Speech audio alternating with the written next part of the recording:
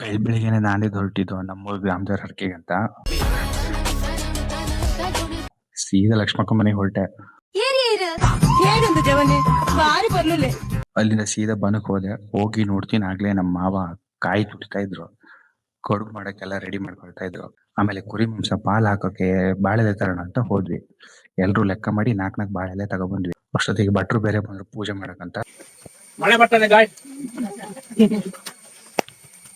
ಮಲೆನಾಡು ಅಂದ್ರೆ ಗೊತ್ತಲ್ಲ, ಮಳೆಗಾಲದಲ್ಲಿ ಇಂಬ್ಳ ಜಾಸ್ತಿ. ಭಟ್ರು ಪೂಜೆ ಎಲ್ಲ ರೆಡಿ ಮಾಡ್ತಾ ಇದ್ರು. ಹಾಗೆ ಯಾರ್ಯಾರು ಬಂದಿದಾರ ನೋಡೋಣ ಅಂತ ವಿಡಿಯೋ ಮಾಡ್ತಾ ಇದ್ದೆ. ಅಲ್ಲಿ ಪೂಜೆ ಮುಗಿಸಿ ಚೌಡಿ ಬನಕ್ ಬಂದ್ವಿ. ಮಳೆಯಿಂದ ಬೆಂಕಿ ಪಟ್ಟಣ ಥಂಡಿ ಆಗಿತ್ತು. ಸಣ್ಣ ಭಟ್ರಿಗಂತೂ ಊದ್ಬತ್ತಿ ಹಚ್ಚಕ್ಕೆ ಸಾಹಸ ಮಾಡ್ಬೇಕಾಗ್ ಬಂತು. ಕೊನೆಗೂ ಬೆಂಕಿ ಹತ್ಕೊಂತು. ಅಮ್ಮ ಅಮ್ಮ ಎಂದರೆ ಅನ್ನ ನೀಡುತ್ತಾಳೆ, ಹಸಿವು ಎಂದೂರ ಹೊಟ್ಟೆ ತುಂಬಿ ಹರಸುತ್ತಾಳೆ. ಪೂಜೆ ಮುಗಿಸಿ ಭಟ್ರು ಹೋದ್ರು. ನಾವು ಕುರಿ ತಗೊಂಡ್ ಬಂದ್ವಿ. ಕುರಿ ಕಡ್ದು ತಗೊಂಡ್ ಹೋದ್ವಿ. ಅನ್ನಂಗೆ ಇವ್ರು ಗೊತ್ತಲ್ಲ, ಫ್ಲಾಶ್ ಬ್ಯಾಕ್ ಹೋದ್ವಿ. ಕುರಿನೆಲ್ಲ ಯಾರು ಬಿಸಾಕಿದ್ರು. ಜನ ಎಲ್ಲ ಕುರಿ ಹಸ್ಕಿ ಮಾಡಿ ಆದ್ಮೇಲೆ ಮಲ್ಲಿ ಕುರಿ ಕೊಚ್ತಾ ಇದ್ದ. ಆ ಕಡೆ ಕುರಿ ಮಂಡ್ಯನೂ ರಿಪೇರಿ ಆಗ್ತಾ ಇತ್ತು. ಉಳಿದವರೆಲ್ಲ ಮಾಂಸ ಪೀಸ್ ಮಾಡ್ತಾ ಇದ್ರು.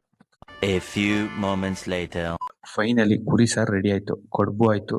ದೇವ್ರಿಗೆ ಎಡೆ ಹಾಕಿ ಕೋಳಿ ಕುಯ್ಯೋಣ ಅಂತ ಹೋದ್ವಿ. ಎಡೆ ಹಾಕಿದೆ ತಡ, ಜೋರ್ ಮಳೆ ಮಾರ್ರೆ. ಆ ಮಳೆಲೆ ಕೋಳಿ ಕುಯ್ದು ಎಲ್ಲೆಲ್ಲೋ ಬಿಸಾಕಿದ್ರು. ಕಾಡೆಲ್ಲ ಹುಡುಕಿ ಕೋಳಿ ತಗೋ ಬಂದ್ವು. ತಕ್ಷಣ ಊಟ ಮಾಡಿದ್ವಿ. ಆಮೇಲೆ ಪಾತ್ರೆ ಎಲ್ಲ ತೊಳೆಯಕಂತ ಹಳ್ಳಕ್ ಬಂದ್ವಿ. ನಾವೆಲ್ಲ ಪಾತ್ರೆ ತೊಳಿತಾ ಇದ್ರೆ ಇಲ್ಲಿ ಬೇರೆ ಏನೋ ಡಿಸ್ಕಷನ್ ಆಗ್ತಾ ಇತ್ತು.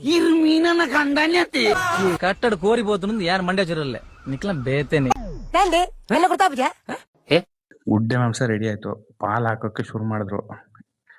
ಇಷ್ಟೆಲ್ಲಾ ಮಾಡಿ ಕೊನೆಗೆ ನಮಗ್ ಸಿಕ್ಕಿದೆ ಎಷ್ಟು ಗೊತ್ತಾ, 820 ಗ್ರಾಮ್ ಮಟನ್.